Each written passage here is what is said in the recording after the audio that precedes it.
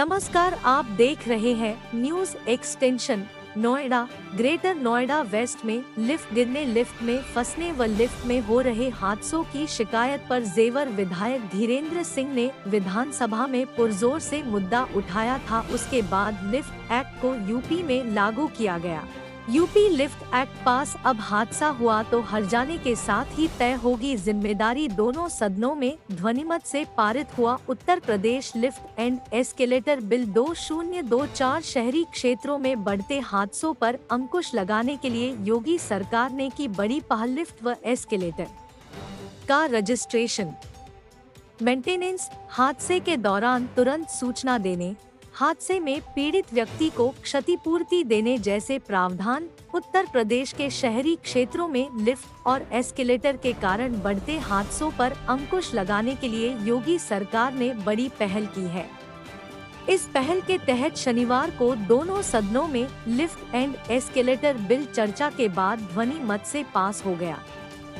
इस बिल में लिफ्ट व एस्केलेटर का रजिस्ट्रेशन, मेंटेनेंस, हादसे के दौरान संबंधित अधिकारी को तुरंत सूचना देने, हादसे में पीड़ित व्यक्ति को क्षतिपूर्ति देने जैसे प्रावधान किए गए हैं।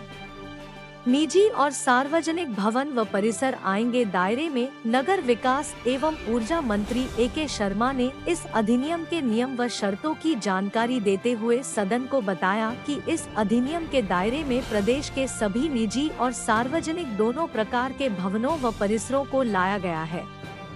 निजी उपयोग में लगवाई गई लिफ्ट में इस अधिनियम की कुछ शर्तों में से ढील दी गई है, लेकिन सार्वजनिक उपयोग में लगाई गई लिफ्ट व एस्केलेटर का रजिस्ट्रेशन, मेंटेनेंस, हादसे के दौरान संबंधित अधिकारी को तुरंत सूचना देने, हादसे में पीड़ित व्यक्ति को क्षतिपूर्ति देने जैसे प्रावधान किए गए हैं।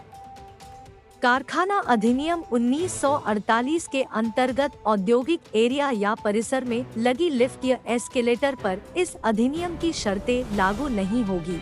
बाकी प्रदेश की सभी निजी व सार्वजनिक भवनों व परिसरों पर लगी लिफ्ट एवं एस्केलेटर पर इस अधिनियम की शर्तें अनिवार्य रूप से प्रभावी होगी। आप सुने जेवर विधायक धीरेन्द्र सिंह व नेफोमा अध्यक्ष अन्नू खान ने क्या कहा।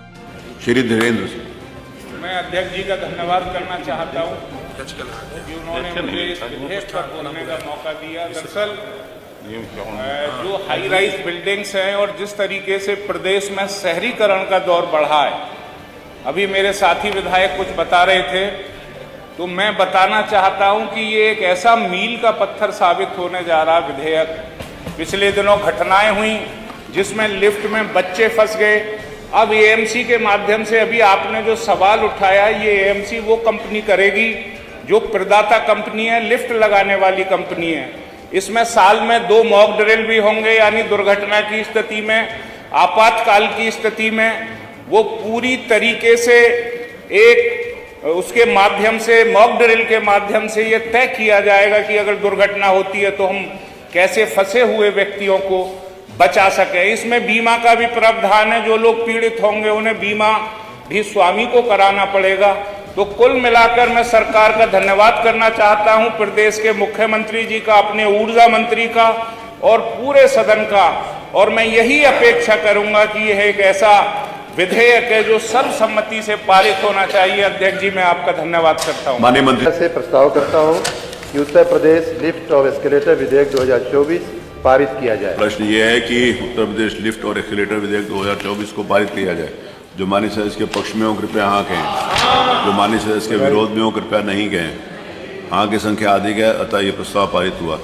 ग्रेटर नोएडा वेस्ट, नोएडा और ग्रेटर नोएडा में बहुमंजिली इमारतों में आए दिन लिफ्ट की गिरने की घटनाएं होती रहती थीं। कभी कोई फंस जाता था, कभी बच्चे फंस गए, कभी महिलाएं फंस गई, कभी बुजुर्ग फंस गए उसमें। यहाँ तक कि कई घटनाएं ऐसी होगी जिसमें मृत्यु तक हो गई लिफ्ट गिरने से। हम लोग बार बार डिमांड कर रहे थे कि लिफ्ट एक्ट कानून को पास कराया जाए, उत्तर प्रदेश में लागू कराया जाए। आज उत्तर प्रदेश सरकार द्वारा लिफ्ट और एस्केलेटर कानून को स्वीकृत दे दिया गया, पास कर दिया गया, जिससे हम लोग काफ़ी खुश हैं और सरकार को धन्यवाद देते हैं कि उन्होंने लिफ्ट एक्ट कानून को पास किया। इसके साथ साथ जेवर विधायक धीरेन्द्र सिंह जी को भी धन्यवाद देते हैं, जिनके प्रयासों से यह संभव हो पाया। उन्होंने इस मुद्दे को लेकर विधानसभा में उठाया था और प्रमुख रूप से उन्होंने इसकी पक्षधारी की थी। तो इसलिए हम सरकार और स्थानीय जो विधायक हैं उनका भी धन्यवाद करना चाहते हैं, क्योंकि लिफ्ट एक्ट बन जाने से यह जो बिल्डर हैं और जो बिल्डर की जो एजेंसी लगती है उसमें पारदर्शिता होगी और एक जो कानून है, कानून के तहत जिम्मेदारी तय हो जाएगी कि किसकी जिम्मेदारी है कि लिफ्ट गिरी या घटिया लिफ्ट का निर्माण किया या घटिया कलपुर्जे लगाए जिसकी वजह से लिफ्ट में खराबी हुई और लिफ्ट गिर गई या लिफ्ट में बंद हो गया कोई। तो यह धन्यवाद के पात्र हैं सरकार, जिनको हम पुनः धन्यवाद देते हैं।